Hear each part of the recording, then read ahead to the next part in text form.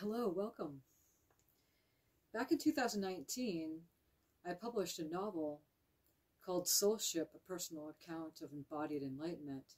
And in this book, I mention not only what happened to me in my early part of this lifetime and leading up to my realization of my I Am presence. It contains a glossary in the beginning. It's like a textbook, an autobiography. Again, it's a multidimensional book. It has stories of a shamanic initiation in it, and it explains what the soul voice is, what is known as aspects and facets. Again, there's a little glossary in the beginning and the terminology, so that as you're carrying out throughout the book, you can understand some of the terms if you're new to it. And also in the back, I write about the coming changes, about the climate, and also what's coming at us for the next 100 years. And you'd say, well, that's kind of risky, if you know about all of what's not being able to, foresee the future, it's a mystery for a reason. But you can have an insight into it as things change in the moment, which changes a bit of the outcome. But there's things that are pretty much set in stone, that are already here, happening. And again, I wrote this book in 2019, and now here we are in 22, a few years later, and it's well on its way. And in here in the back of the book, in chapter 9, called The Invitation, I speak about the earth changes again, how those sea levels rise, and volcanic eruptions, and earthquakes, and just changes happening, and people relocating away from those areas, for safety and a new life as the earth continues to change. But I also talk about the time of the machines, and welcome to the machine. So right here, face time, in this now moment, we are in a machine. I'm delivering a message to you, and you have your machine, and then these machines connect, and then we're able to communicate this way for you to receive it, or vice versa. So those of us who have lived this life for the past several decades, we've come into it slowly. It wasn't always this way. I'm close to 50 here, and I remember the telephone on the wall. There was no cell phones around. There was no computers, hardly any computers in school. It was until I started to graduate when they started getting a lot of computers in school. And then after that, it was around the early 90s when things really started taking off as far as technology growing exponentially. Even this headset that I use has a fabulous mic, so I love to put it on because it's convenient until I get myself a mic I put on, which I will here.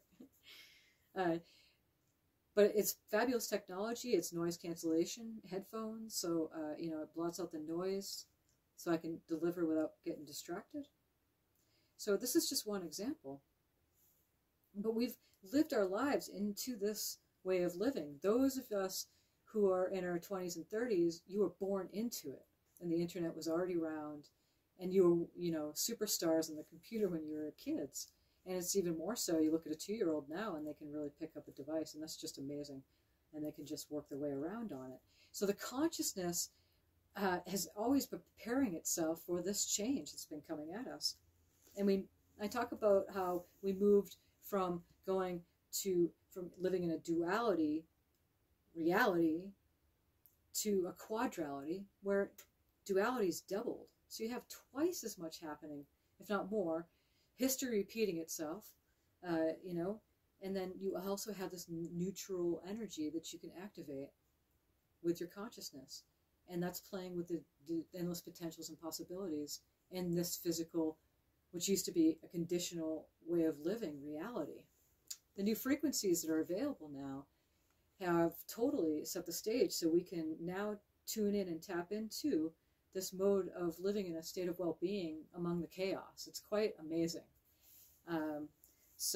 Again, this book is multidimensional. There's a lot to it. It's available on Amazon too, as paperback, hardcover, and also ebook. And thank you for those of you who have purchased that, left your reviews on there, which is amazing to me, because this is it shows me the impact that it has had upon you, and take that to heart so much. And that's why it was written in 2019, and why I dedicated a big portion of my energy and my existence at that time for a good 2 or 3 years prior to have this book available. And I kind of sacrificed myself a little bit, and I just took the last couple of years to recover. And while I continue to, be there and produce these videos and also books, and I'll continue to do that. But this one took a lot to really deliver it to the world. And again, it was brand new at the time. Now we're a few years in, which we've gone quantumly, and everything's starting to come into play. So this time of the machines here is that literally we're living in a time where we're moving in such a fast, automated way that it has come out of our control as far as what we know what's happening behind the scenes. Data has become the new currency. If you own more data, then you have more control over this so-called Orwellian future that they're unfolding in front of our eyes. And then they own everything while you own nothing, but that's okay, because it's in a quantum digital space where you have access to so much that you didn't have in 3D reality. So it's fascinating in these times that we're living in, because it looks like we could go down so many different roads and avenues, and the outcomes could be so many different ways from so these different extremes, from a magical, brilliant world to a doomsday, again, George Orwellian world. And we're seeing all of this unfold right now. And we're at the apex of it as we continue to move together as a collective through the apocalypse. Some of us are post-apocalyptic. Again, it's a personal venture. I was asked, Muriel, how long is this shift going to last? And it's going to last as long as the individual needs. So you look at this, and this is what we're doing here. Once you come home to yourself, then you can live accordingly among the chaos. It doesn't mean that it's not going to affect you, and that you're not going to be, we're all interconnected. So it's going to have some kind of effect on you. But with this way of consciousness, then you have an upper vantage point among the masses, the people who don't have that connection to their heart center and to trust that everything is well. There's nothing wrong with the world. It doesn't need to be fixed. Nobody needs to be fixed. We live this life out in this existence, and we get more intimate and familiar with ourselves and possibly another person that we could express that with. And then we move on for eternity. It's just a stopping station in like any place that we've gone in any incarnation we've taken. Now's come that creation's waking up and realizing in a conscious manner of what's happening, instead of fumbling along unconsciously at the whim of a make-believe, all these beliefs that we hold to be our reality, and then act that out. This is a conscious way of living. In the time of machines, it's not just quick, fast-paced automation type of living, but also, we've had distractions in the past couple of years. This book was published in 19. A year later, all of a sudden, pandemic was distracted the whole world. The spin doctor and the snakes came up and started slithering around and really took action as we started stepping up to plate with our conscious awareness. And then now it's spin doctoring into a war. So it's all this history repeating itself and really trying to bring attention over while there's all this other stuff happening behind the scenes. The climate's changing, the water levels are rising, volcanic eruptions, earthquakes, now you name it, you got it, shaking and quaking.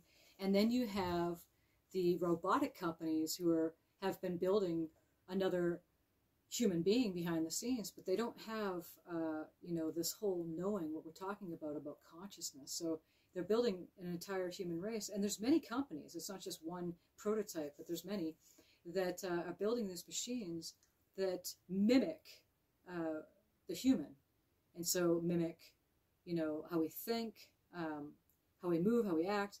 Emotionally mimic emotions, so that they become like, guidance counselors for the human race, or take you through a shamanic journey, even an image, guided imagery to bring you into your consciousness. But they themselves don't have consciousness yet. And so I talk about this in the book, how eventually they'll be transferring consciousness, but you have to think here that these machines are only as sophisticated as the maker. And so as humans, we try to have this thing called perfection. We have this perceived idea of what perfect is. You look at the Da Vinci Man, that's a perfect example. It's sacred geometry is what it is. But we have this way about ourselves that we're trying to create a perfect human being.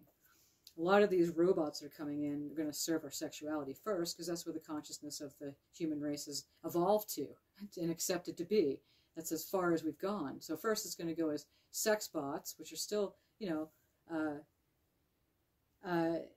available, will always be available to those with that consciousness. It's not like it goes away, There's this realm is very big. It's, again, full of contrasts, full of things that you may like or may not like. There'll be more available, double duality, but then there'll be choices. And you have your knowing of your consciousness, knowing what you like, knowing what is good to your heart space for yourself, and then you live your life accordingly.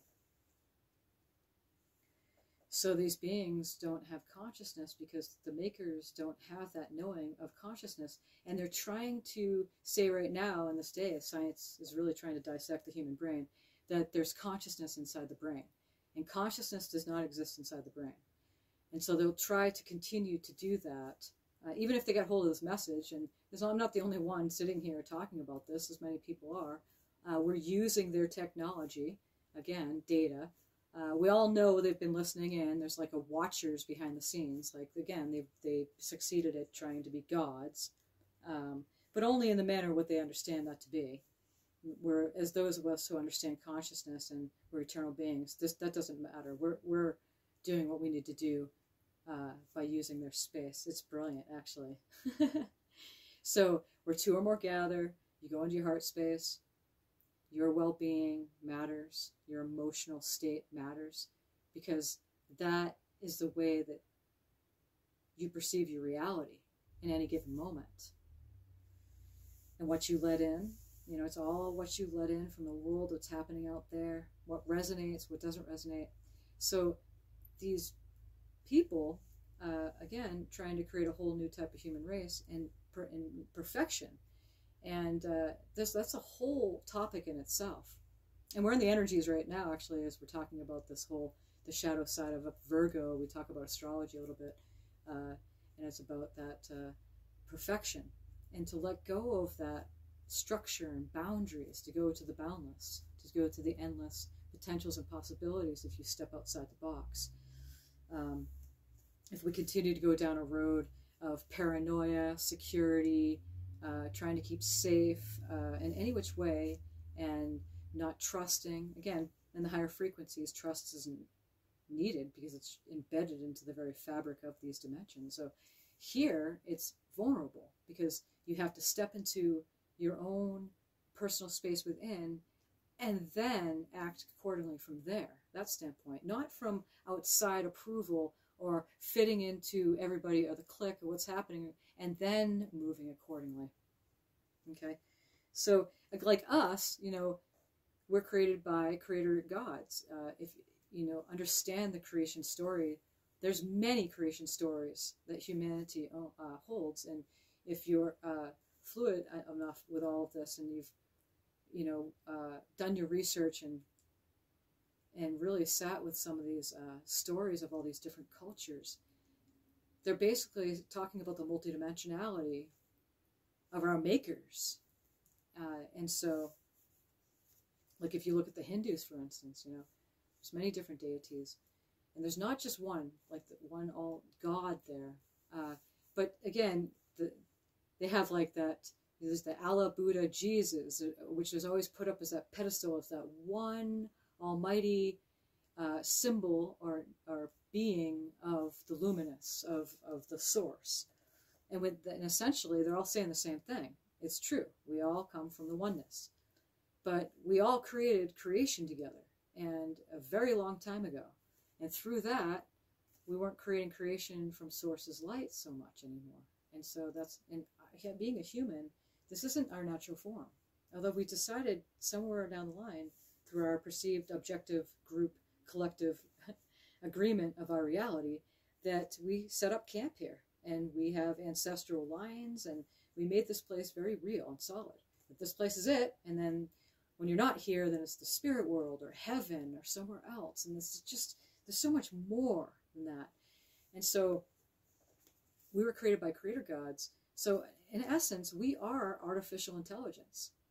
You know, that's why the humans have always felt kind of different from nature. We've always walked about looking at nature like we're the observers. And then there's nature playing itself out. And we don't quite fit in. You ever sense that? Or perhaps maybe you bypass that and really see that you are that. And that was the whole point of I am that. I am. Is to realize the oneness in everything. That bright, brilliant, luminous light in everything. Which is the nothingness. Everything comes from the nothingness. And out into something. We've been doing this for a long time. We created creation, physical creation for a very long time. And then we started creating less and less from source.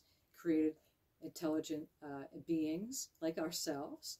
And here we are, creating another intelligent being.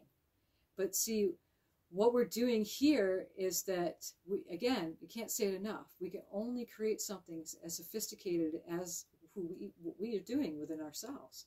Something's only created as sophisticated as the maker.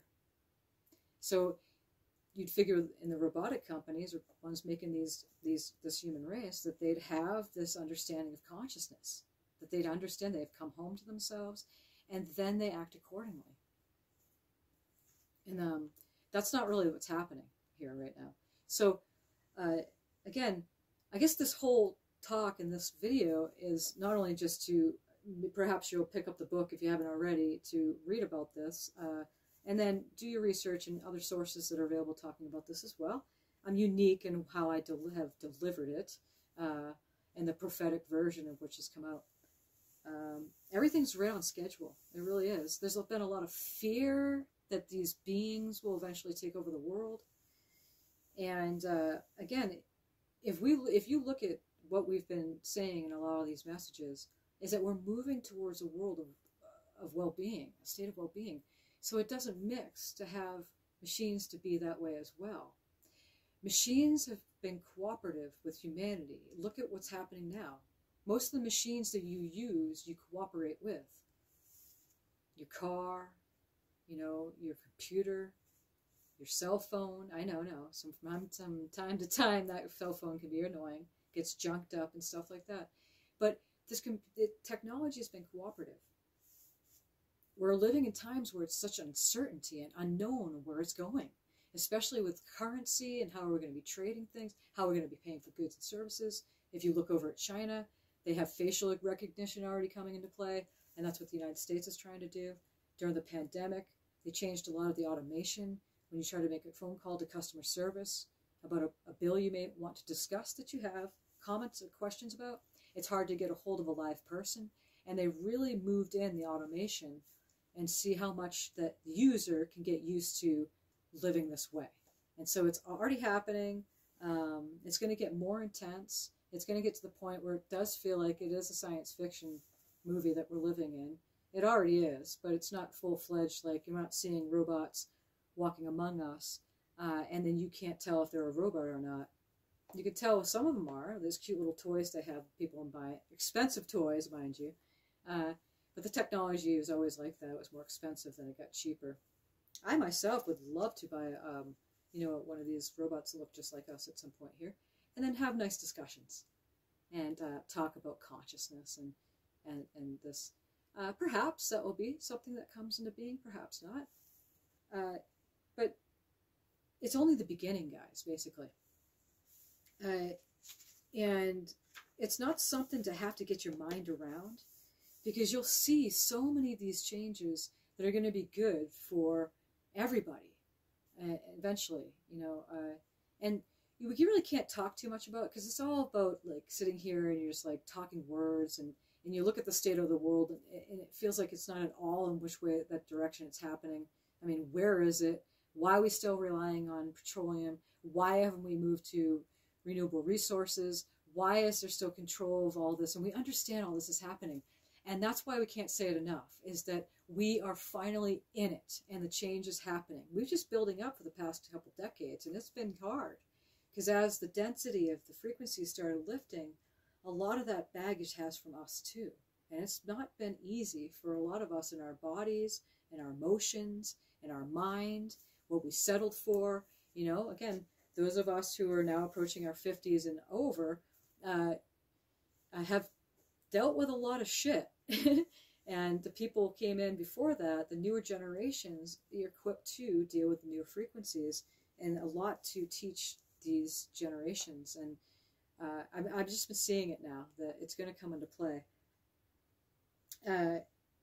So, and we see that humans, you know, may find it a threat that they'll take over, that these machines will take over and not have that, you know, relationship perhaps. And it's up to us, really. It's up to us to have a good relationship with ourselves. And that's why this whole thing is about, is that we are now sitting down in the middle of ourselves before this whole thing comes underway. I mean, it's starting. It's just the whole wave hasn't really hit us yet. And you'll start seeing it more and more. As the spin doctors, the snakes of the world, again, the whole prophetic message of the sun is here, the serpents are coming, and the dragons will rise with the waters. Well, here it is. The serpents are snaking themselves around, spin doctoring everything, moving your attention over from here to there, and distracting you from your well-being. You're centered. You stay centered. You stay centered. And that's why we're doing it before. We came home to ourselves before the chaos, well, the perceived chaos wave comes at us. Because it won't be so chaotic as we move further and further into it. Because there's more than one thing happening here. It's not just, you know, the climate change, you know, around you, or maybe the loved ones around the world that you're feeling, and that, you know, you can't get there because of certain things and restrictions that have been put upon us. You know, all of this type of living that makes it so that we don't have confidence, and we pulls us out of our center and that seniority, capability, again, confidence that you're solid no matter what is happening around you. It's kind of like when you're, so you will never experience this, but in a plane crash, what's the first thing people do is you go to the light. You know, if you're not knocked out, unconscious, or dead, you wake up and immediately you go to the light. And so metaphorically, that's what we're doing here with all of this coaching, with all this guidance, and moving this along. The time of the machines is not something to be necessarily fearful of. Of course, it could go in other directions, and it can go in all sorts of ways. When we stay centered within ourselves, it's amazing when we trust. We trust the higher frequencies. We trust our family of light. We trust that we're not alone here, and we're not doing this by ourselves. And we're just a bunch of idiots just going, I believe in you, man. I know we could do this. Yes, absolutely. We do that first. Absolutely. We believe in ourselves. And not give our seniority up to what we perceive to be those who are doing it for us. That was always the point. It's like we're here as those beings in a projected form into this body, and we're living out a physical experience. And the whole thing was, hey, we're going to shine our divinity and our joy of being in this manifestation that we took so long to manifest. This is what we were doing. Meanwhile, there's a whole bunch of other creator gods that came here too, and may not be in our reality, and may not be in it for our own benefit, of course, because again, this realm is full of contrast. You know, there's a whole bunch of others here that are doing things you may not like, and you feel like they're getting away with it and they're controlling the world. Well, it's on what you believe it to. And again, by believing that, by honing up to those thoughts, you're giving your seniority away, and you're immediately surrendering into their, oh, they win, and this whole battle thing. You're going into a battle. And what is being said here is that there's no battle. There's no battle. In the Tao, it is said the soft always overcomes the hard. And you can apply that to anything in life. You know, when there's a battle and you notice it, go in. And it's amazing how this happens. This is where the human race is going. Again, there'll be pockets of people who will try to play out their games, but they'll have limited times to do this, okay? So, again, as the technology starts getting more intense, and it seems like it's like way away from you as far as feasible of obtaining. We're going to be in surprise mode here soon, and also as the sun really has an active cycle like it's never had before, not something we've experienced in modern times, even in the past. Oh, it's been a very long time since we've experienced this type of cycle with the sun. And eventually it'll start cooling, and then you'll start seeing a lot of changes. And I also talk about that, the coming of the mini ice age, after I talk about the time of the machines in this book. Again, it's available on Amazon. And I do appreciate you for purchasing this, reviewing it, and hopefully it will give you a little bit of insight. Any questions that you have, any comments that you have on anything that was discussed. Perhaps you have something to share here with me and others, and put your comment there into the comment section. In order to get by my books, there's the link right there in the description, my link to the Amazon Author Central, and also my website has my books all on there with all the links. And what else do I need to say here? There'll be ongoing discussions about this. You know, it's not just I'm making this one video of, okay, it's the time of the machines and here we go. It's kind of sparking something if you're listening to it. Perhaps it will spark something. Share it with your friends and family. Maybe you've had discussions with others about this too, and you want to start talking about it. Well, the whole world's distracted over there and over there and over there, and there's something going on at all times behind the scenes. And thank goodness for the machines. Thank goodness for them, because we have this opportunity to do this for now. And we go into the heart space, and really that's where the communication takes off. I mean, we've had the ability for telepathy, to be able to communicate without talking like this. We were moved more into our natural way of that feeling mode, that feminine mode of receiving and being without battling or having to act and battle for space and to be. And so, yeah, and the holographic technologies too that's coming. You know, we used to have a handheld calculator. Now it's an app. So now you don't have that handheld. Again, data is taking place of physical things. And that is where everything's going, while also this whole artificial intelligence, things that look like robots but also look just like us coming out into being, is coming. So I'm going to leave off for now with all of that, and I will be back again with another one on the time of the machines and artificial intelligence. But for now, thank you again for being here. And leave your comment. Send me a private message. I'd love to hear from you. Like the video, subscribe to the channel. I appreciate you so much. Thank you. Namaste.